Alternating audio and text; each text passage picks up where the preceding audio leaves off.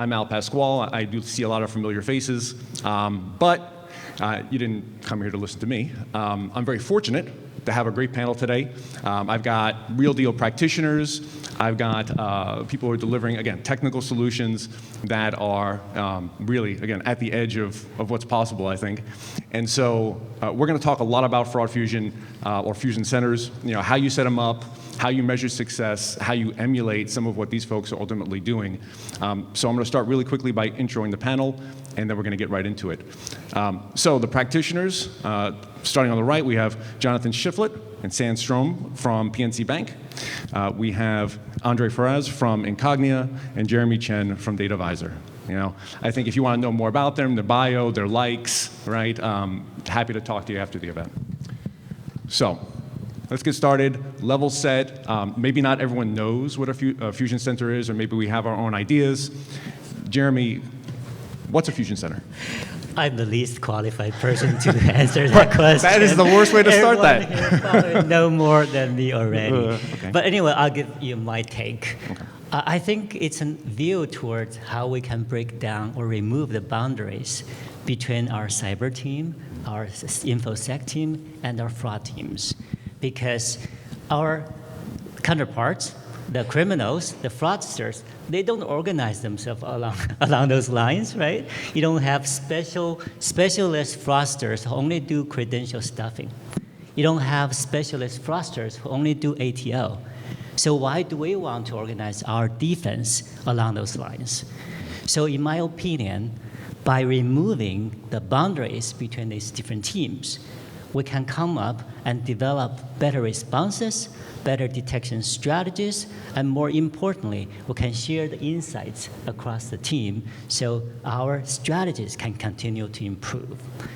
Now, as a technology provider to our esteemed practitioners here, not necessarily PNC Bank, of course, what we have observed, there are two things, most important things, in the establishment of your Fusion Center. One is the sharing of data. There has to be a centralized way to share the data across these different teams and solutions. The second one is the sharing of insight, right? Because when one team finds something that's risky, fishy, that insight has to be shared immediately with the following teams or the downstream applications so that we can capture fraud actions information.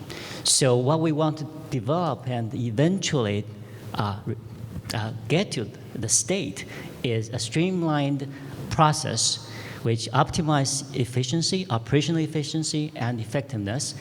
And the result of that is, of course, happier customers. I want to plug in one thing, because we do work with a lot of smaller neobanks who are just embarking on this journey. So for them, they're at the pivotal stage of user acquisition. So understanding the balance between fraud control and your MAU, your BAU, is super important. So I don't think you give yourself enough credit. It's a pretty solid answer. But okay, so, and I'm not going to bucket you, but the vendor, all right, the practitioner. So how does that description align with what you guys do? So we really started building our Fusion Center 5 years ago in 2018 when our CISO came to me and said, Sam, I want you to take over the SOC. And I went, I've never run a SOC before, ma'am. And that's a 24/7 job. I'm not sure I'm up for it. And she goes, listen, you've been at the bank for, at that point, 19 years. She said, you haven't failed at anything. I want you to do this. So I did. So I took my attack surface management team, and we melded it in with the SOC. And as we were there in the SOC, so be it that I just always seemed to be in security. I was started back in security in 2012 when the DDoSes really ramped up. Lucky me. I started in 2018 when the credential validation, credential stuffing attacks ramped up. Lucky me. And that's really when it started, that whole thought of, hey, we've got this cyber piece, but there's fraudsters out there. This is not just a cyber problem. This is a fraud problem. So we sat down, and I'm going to turn it over to John and give you, because John really gave Susan and I the inspiration to build what we built today. Yeah, and so I came out of the Department of Defense, so I've been around the world, done a few things. And we had this concept of J2 or combined operations since World War II. We just brought it to the bank. So like good intel professionals, good security professionals, we stole our ideas. And we just basically took what was already proven. Because to Jeremy's point, the criminals are already doing this. You have a team that will go in and do the credential stealing or do the credential harvesting. They're going to pass off to the team that's then going to attempt to deliver those in some ways. And who's the first team that's going to see that? It's not going to be your investigators. It's not going to be your fraud department. It's going to be your security operations center. It's going to be the people who have eyes on glass watching the network traffic. So we created full spectrum intelligence ops based off the J2 model. So my job is to ensure we deliver top tier intel out to our customers, which includes the operations center, the fraud teams, which by the way, if you're building a fraud department, leverage your intel teams. We have a lot of data we can give you. And we won't give you work. If your intel team's good, they'll give you help and they'll take work away from you because you can get ahead of this, and that's the key. Sam's biggest thing is let's get left of boom. Let's get to the fraudster while they're off our network or when they're touching the perimeter. Because if we stop them from getting to the customer and getting to the account takeover, we save 8 to 14 hours of work. Because we can just say, hey, this is non-normative for this customer and we know this is wrong and we just drop that connection. We can then work with our fraud teams to say, we think this customer's compromised, here's why, and then they can take a lighter treatment option. So it's a better customer experience, it's a lower cost to your organization, and it also helps save the wear and tear on the fraud teams because the investigators, as we know, working with them, they have the hardest job because it's hours and hours of work and it's so much time pulling things together. But in a fusion center, you have many hands making light work. And we'll talk as we go through this about some of the examples, like leveraging my physical intel team to get camera shots of cars at ATMs so that we can actually say, hey, here's a license plate. How helpful is that to a fraud investigator if we can actually prove the person you thought committed the fraud was at the ATM at the time of the fraud? So creative things like that are how this all comes together, and it's just a really powerful way to go at this. And the other thing is, with the Intel team, they have all the dark web access. They have all the dark web, the social media monitoring. We see a lot of those indicators of fraud, IOFs, by the way. Somebody already stole that at RSA from what my boss said.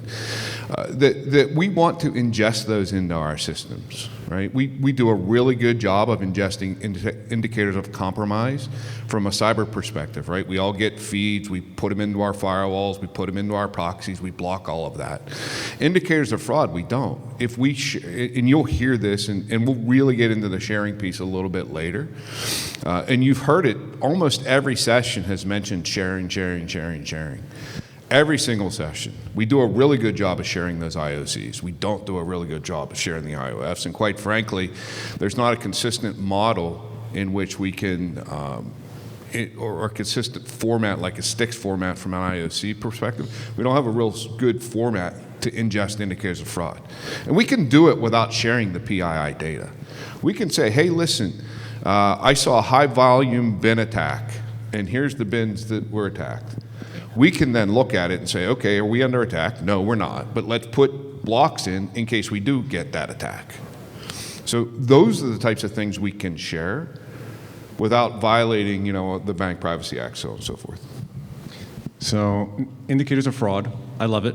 I was going to tease Sam a little bit, like he might have a teeny tiny marketer inside, but I didn't want to make fun of marketers. So if you're like head of marketing, I apologize. You're very nice people. I love you all. Okay, so operationally, let's talk about how we kind of build this thing. And this is nice. It's a good segue because I think we touched on some of this 2 panels ago, right? The team. Now, what does that look like? How do you bring that team together?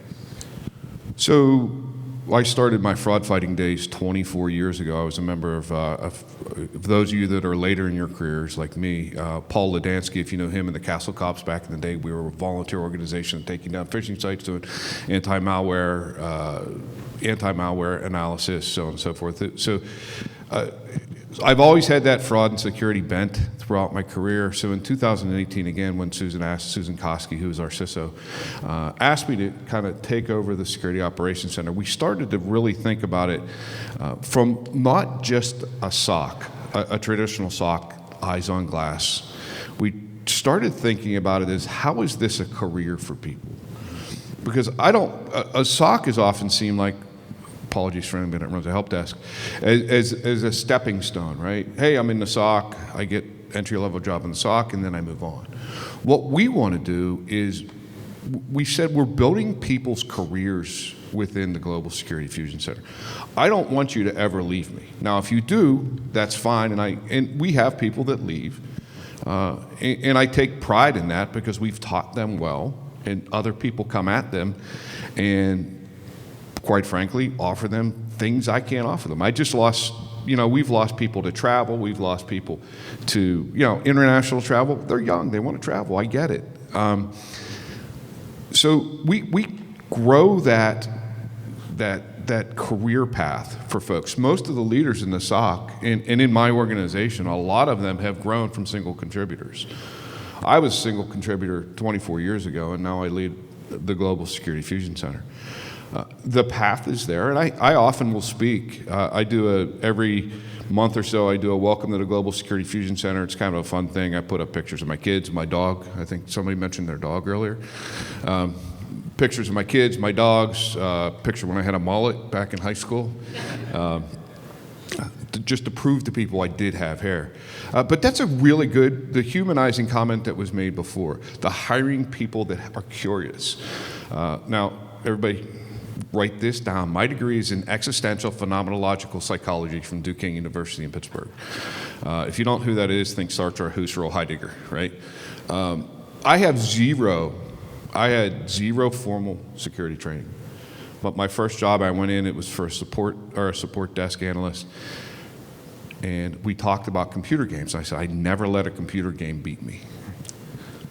And that was the kind of that curious thing that he was looking for, that tenacity that he was looking for. And that's the exact same thing we look for. We can teach cyber. I can teach fraud. I can give you all the training you want. I can't teach that tenacity and that security and that passion. And if you're looking from like a nuts and bolts, how do I build this thing? Start with the technical, because that's going to be your easiest part. And so like you have intrusion detection and fraud detection, and you put those two together. Because what are both of those going to see? They're going to see someone coming at your network, someone's hitting your firewall. And you pair that up with your intelligence team, so you have a technical intelligence group that's going out there to get the indicators and selectors. We call them selectors in the service, and that's a good term to use. Take that term and use that when you talk to your legal department about what you want to share. You're not sharing data, because then they think customer data and they get scared. You're not sharing identifiable information, because then they think PII and the legal team gets scared. You're sharing selectors, so things like device IDs, headers, user agent strings, technical TTPs, techniques and procedures. So like there was a malware a while back called Dyer. Easiest way you could tell if that was hitting your network and it was specifically used for fraud was the version of your browser would regress in the middle of a session. Most of your fraud fighters are not going to see that, but your technical team will. And so you'd see that you went from, Chrome 12.5 to Chrome 11.2. So now, from our side, on the network side, we drop that, but we also capture their credentials and pass those over to the fraud team, because we now know that customer is compromised. But the only way we knew to look for that was from a technical standpoint, we shared that as an indicator of compromise. So use terms like indicator of compromise or selector to get your legal department on board with you sharing. And that's one of the many ways the Fusion Center helps, is because all of the FIs have been sharing indicators of compromise at speed for over a decade now. And your legal departments not only are okay with it, they encourage it because the regulators have said we're allowed to do that.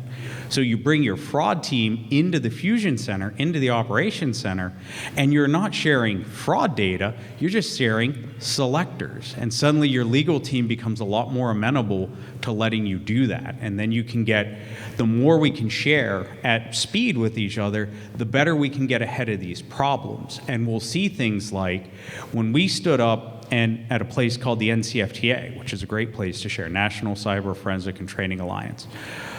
It's a partnership between law enforcement, private sector, and academia. But we stood up and we said, hey, we're seeing activity.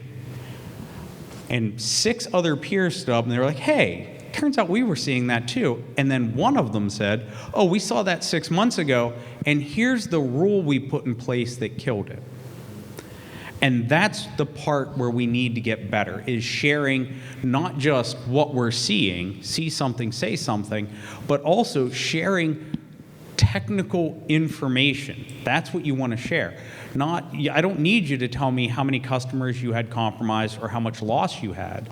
But if you found a rule you could put in place in your engine that killed that fraud, or if you took an action that stopped that activity, that's valuable to everybody. And with fraud, just like with cyber, there is no competitive advantage to letting another bank suffer damage, suffer criminality. If a ton of accounts get drained from a competitor to PNC, I won't use any names, but if a ton of accounts get drained, it's not like our customers are going to say, whew, glad I banked with PNC.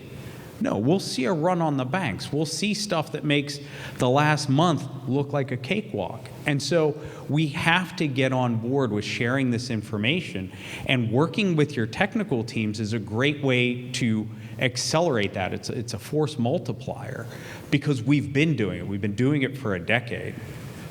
So pair up your fraud team with your technical team, you'll get better detection rates, less customer friction, and you'll have that pathway to share a lot smoother.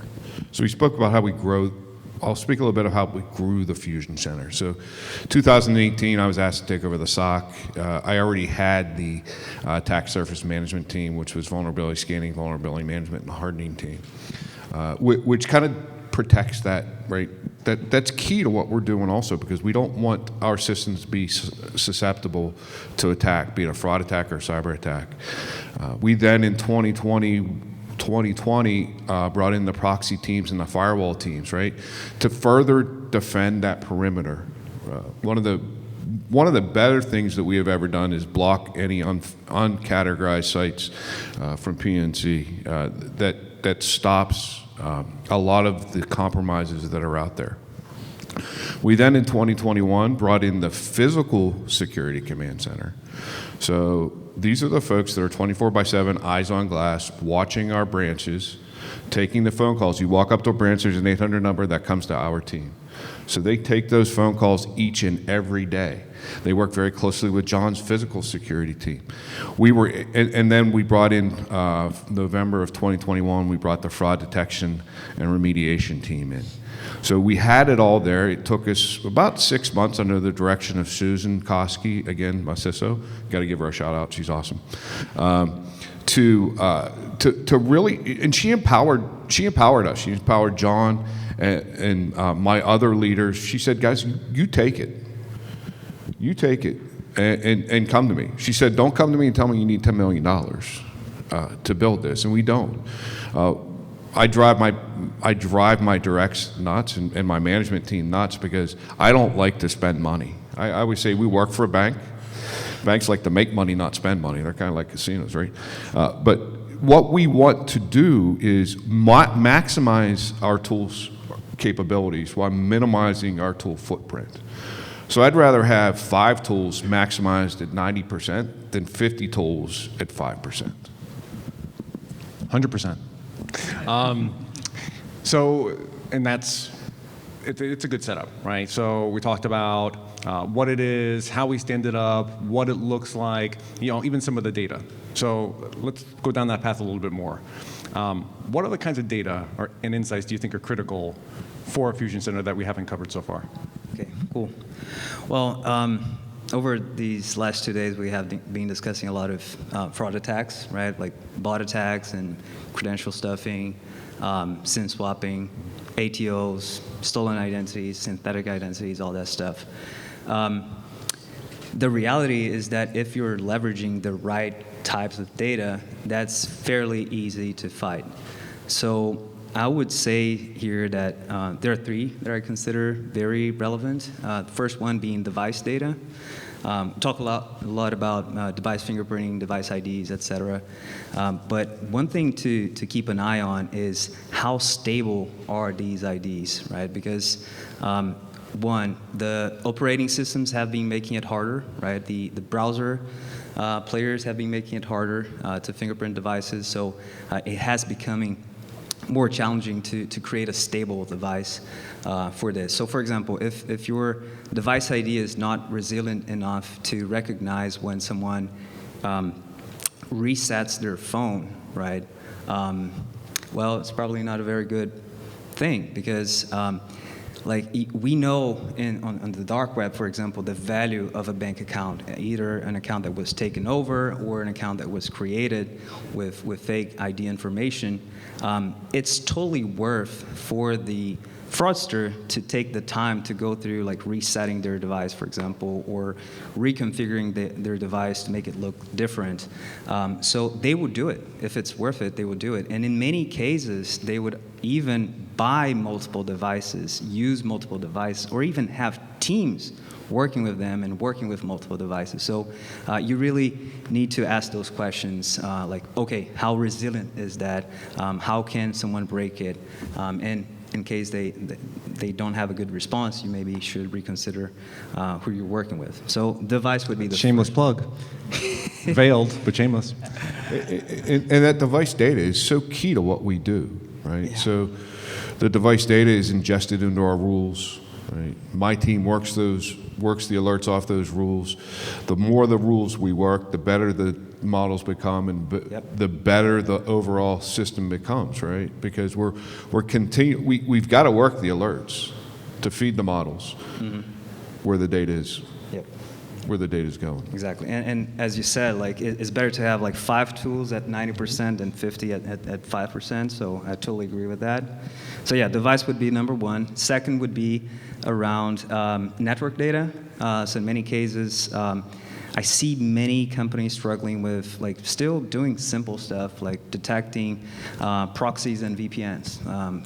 They're good at detecting commercial VPNs, for example, but when the fraudster is a little bit more sophisticated, they're able to bypass that type of protection. So making sure that you're really able to detect it accurately is super important. And finally, I'd say that location, but with a specific nuance here, which is not every type of location data is made equal. So if you're leveraging like just the IP level data, you're understanding like in which state that person is at, not necessarily that useful. If you're leveraging GPS data, you probably can understand in which block of the city that person is at, but you wouldn't like to use that data to block bad actors because, let's say New York, right? You find a bad actor in a high-rise building, you block that person, you're actually blocking 100 families that have nothing to do with that, right? So you really want to get to very precise information about location data. So I think the combination of these 3 can give you like a lot of visibility, and it's data that both sides, like the cyber and the fraud teams have access to. So I think that would be the key. Yeah, and you can bring that in a real world use case, for example, not as much fraud, but on a sanction side, individual using a VPN to come into the system, and the VPN shows they're coming out of Switzerland, so that's all fine, but the device location, Tehran. That's an important thing to note. So really feel on the point there about having all of the data and being able to enrich it in the right way so that you can serve not just fraud, but also compliance, OFAC, all of that. And also being able to say, what we want to do is take data and turn it into a behavior. which is the next evolution that you get out of a fusion center. Because to your point, I don't want to I want to leave as many good people the easiest experience coming to PNC as possible. And the way I can do that is by getting as accurate as I can to the behavior of the criminal. Because I always say, this isn't magic. No one's pulling a unicorn out of their pocket and throwing it at my firewall. There are steps they are taking. And that's where the Fusion Center can help, because one of the things you can do is say, hey, here's a list of all the customer accounts or all the customer data that was compromised in the last 24 hours. So if I see any of these customers log in and it looks the least bit different than last time, that's possibly a fraudster. So now we dig deeper into the data and we can identify, now we've got a good signature for that fraudster's device. Now we go back to the fraud team or back to our big data team and say, hey, how many other accounts has that device touched? And even if that account wasn't committing fraud, was it the recipient of fraudulent funds? And so now you can map out the network. And if you can break the network, especially the mule accounts, then you've removed the motivation for them to come to your institution. Because in the end, if they can't get their money out, we win. Even if they compromise a customer's account, even if they manage to log in as a customer, if we lock up the stolen funds, we won. Because they just did all that work, all that effort, all that investment, and their ROI was zero. And that's what we want to see for the fraudsters. Boiling down to loss avoidance. Yep. Yeah, the same thing around, and you mentioned IP address and device IDs, and that is key to what we do, right? All of a sudden you see, and this is where, so the SOC monitors for this, and you may see, one IP address or a series of IP addresses in very close range, like .1, .2, .3, .4, .5, trying to open accounts. And 99 of them are denied, but one gets through. Yep. Right? So they're testing to figure out what the limits are, but the SOC gathers that data, sends it over to the rules team, and says, guys, and the big data team said, guys, look, we found this. It's interesting. We don't know if it's fraud or not, but it's interesting. It's something for us to look at. That's the beauty of those eyes on glass, seeing that type of thing. Because the traditional investigators, the traditional rules folks, they're further down the line. The fraud has already occurred typically. Yep. Right? That's when we catch it usually, when with the traditional rule, the fraud has already occurred. We're doing that shifting left where we're saying, hey, this is happening. We're preventing that account from being opened. We're preventing an account from being used for bad. And let me just share a couple examples from the behavioral side, which I think it's worth here. So from the banking industry particularly, the behaviors from both sides, like the good users and the bad actors, are actually highly predictable. For example, on the good side, about 85% of new accounts are opened when the user is at home, right? So one very simple thing that you can do is when you're running your KYC process and you ask the user to, let's say, scan their driver's license, you capture the address and you verify if that person is right there. You can cover like 85% of good users with one data point, right? On the other side, fraudsters, they're stationary. When they find a vulnerability at one bank and one application, they start attacking that one thing. And they're not moving around. They're at one place. So if you detect that physical location and you block it, you make it harder. They will need to attack someone else, or they'll need to move around. So you're basically increasing the complexity of that type of operation. Same applies to device fingerprinting, right? Once you detect that device and you can accurately identify that user is trying to reset it, etc., you block it, you block it, you block it. They'll need to do something else. They'll figure out how to get another device. So by observing the behavior and creating, and you don't even need like sophisticated AI to do so. Sometimes you only set a hard rule and you solve like 90% of the problem. So I would say that I totally agree, going to the next step and understanding the behavior is really relevant. Yeah, I want to add to that. I don't think you need sophisticated AI, but just to be able to increase that detection rate, right, by 5% with AI's help, Yeah, I think that's a big benefit. So there are AI technologies today that can predict the sort of fraud rings as they're happening, right? Because maybe you can't detect the first one or the second one or third one, but by the fourth or fifth, you are able to tell that, hey, these activities are connected, because fraudsters, as you mentioned, they share a lot of things in common. They're stationary. They may all are staging their attacks from similar IPs. Maybe all their email addresses have certain numbers in them, right? These are the signals detectors we can use to actually predict mass attacks and also coordinated attacks while they're forming. Yeah, and something that you said that's really key to winning the fight, when we make it hard at PNC, they're going to roll off to another FI. And that's why the sharing part becomes so important, because we have to get inoculated faster than the criminals move.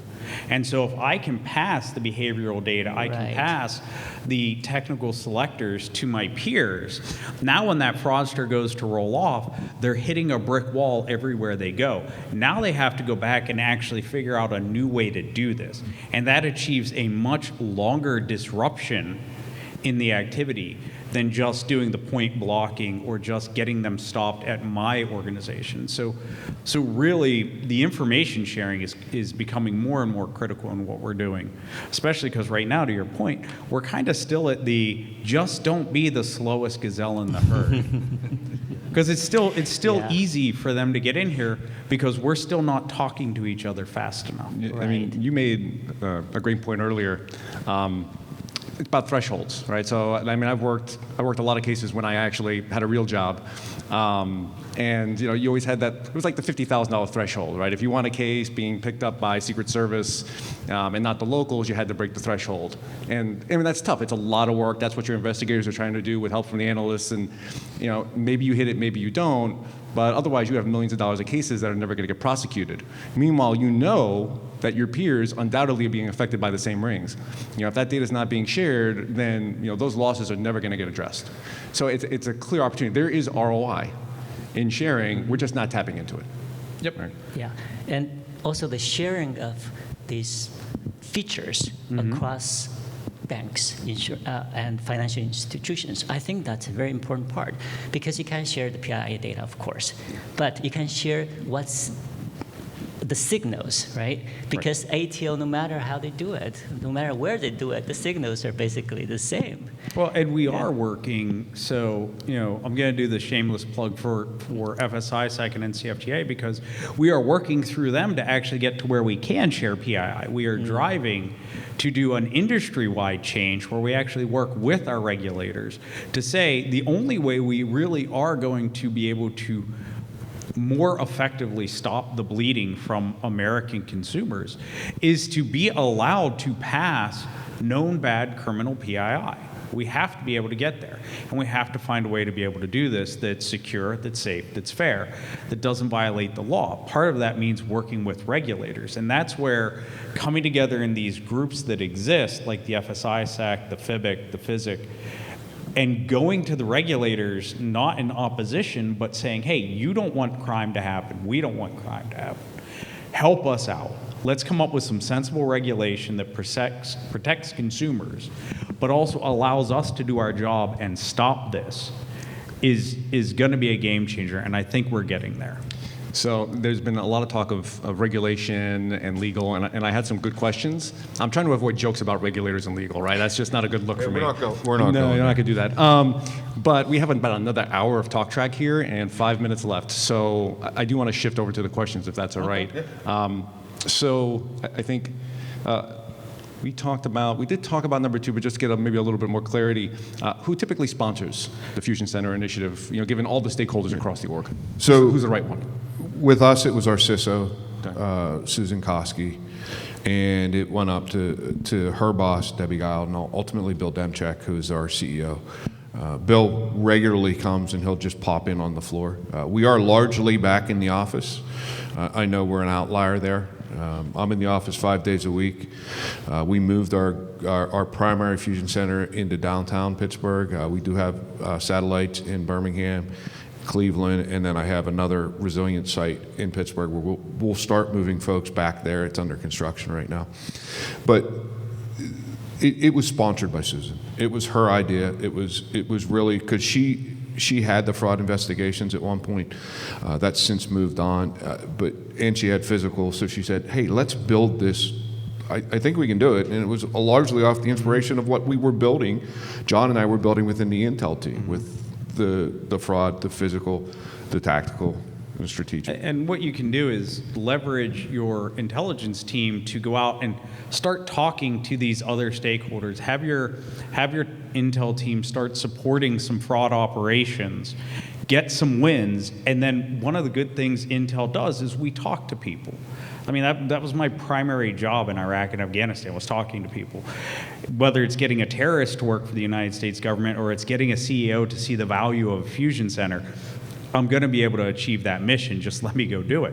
And so build some wins, and then you go and start talking to the stakeholders, and you go and start talking to the board and the C-suite and showing them, hey, here's real value. Here's $100 million we could have saved if we would have had this in place in time. Or alternatively, here's $100 million we did save because we had this in place. Yeah, it's funny. I mean, in answering that, you're kind of answering another question here, because they're asking about, is there a template that you can use? I don't know if there's a perfect template, but you are talking about some of the things that you need. I would say if you're a bank and you're a member of FSISAC, please reach out and join the Global Security Fusion Council.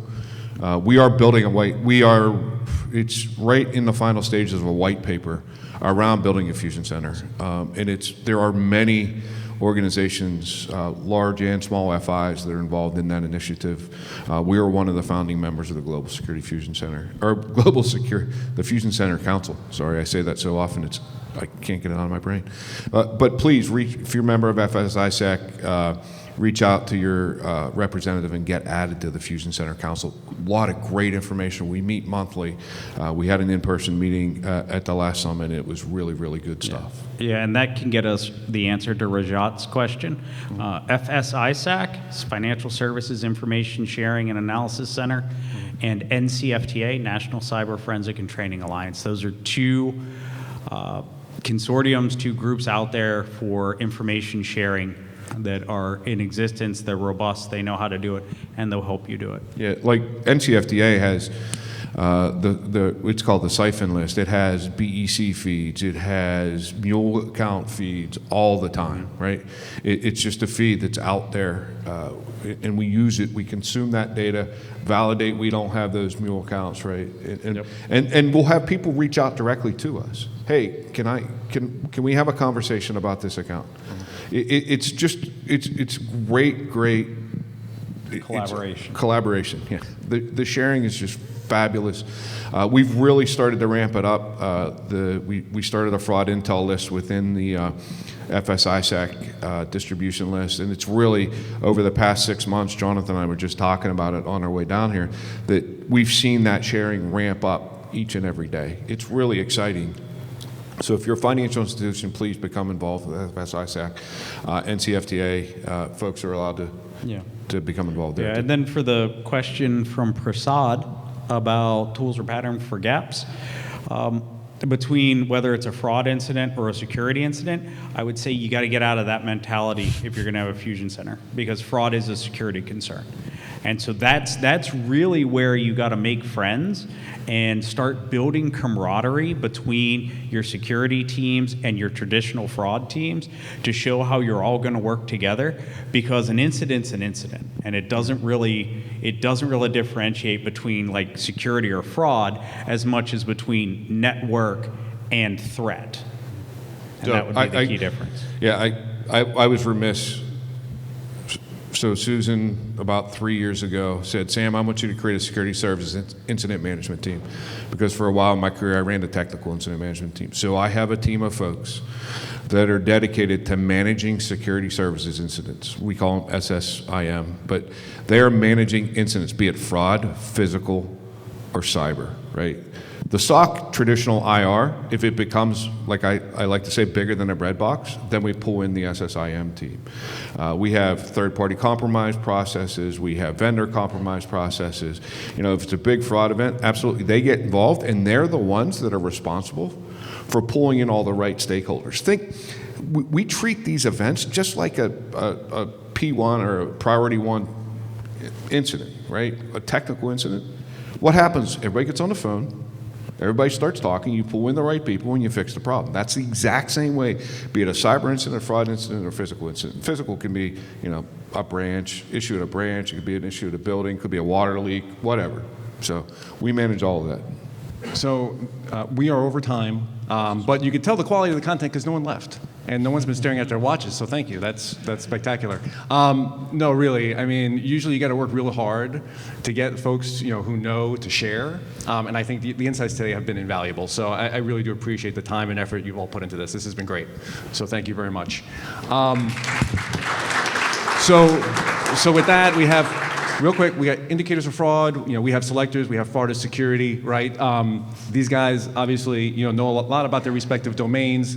They are going to be around for just a short while. You know, after the session, if you have more questions, consider them a resource. Reach out to them on LinkedIn because they're definitely folks to know. But you know, again, I consider myself very lucky, right, to be able to host this panel. So it's firstname.lastname@pnc.com if you don't get to ask your question today. There you go. Just firstname.lastname@pnc.com. Go ahead and email us. The banker is giving you his email address. You're welcome. All right. No, thank you guys. This has been great. I hope everyone has a good rest of the day. Enjoy the drinks. I think there are drinks. And I will see you all sometime later. Thanks, everybody. Before everyone leaves, we have some hoodies to raffle off here. So if the person's not here, they're screwed, so they don't get it. But first person who gets a hoodie is Ayelet. And I'm really bad. Is it Bigger Levine? Biger Levine? Ayelet wins a hoodie, gets a hoodie. The second person is Prasad. Oh, this is hard too. Wangikar? Good job, good question. I don't know what your question was. I'm sure it was good. The next person actually just left the stage, Jonathan Shiflett from PNC. The next one is Danielle Gilland. Is there a Danielle here? Yeah! And last but not least, Maria, why did I pick the hardest names? Pukovskaya. You get a hoodie, and I'm sorry about the name butchering. Thank you. Hoodies aside, thank you so much, everyone. You're here to the very end. You were probably here early on. It's been humbling from Ronald and I to see this response. There will be a Fraud Fight Club 24, and it will be even better than this. Thank you so much.